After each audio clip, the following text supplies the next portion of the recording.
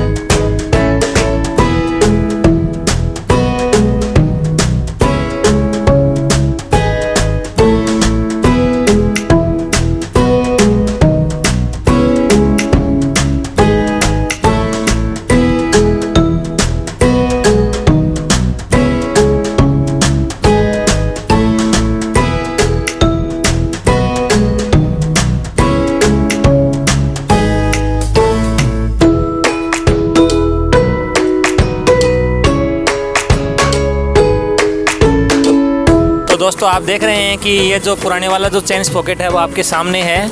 ये आप देखिए, ये कंडीशन पुराने वाले की है और आप देख रहे होंगे इसके जो साइडों के दांते हैं वो कट चुके हैं और ये नया है एकदम से, रोलन कंपनी का है, बढ़िया आता है, डलाइए कंपनी का ज़रूर। और अभी हम इसको किस प्रकार से डालते हैं पूरा देखिए। अभी आपने देखा कि किस प्रकार से हमने टायर को खोला है, टायर को खोल के इसमें ये जो चेन स्प्रॉकेट है वो डाला है। तो इसमें थोड़ा टाइम ज़रूर लग जाता है, ध्यान रखना होता है।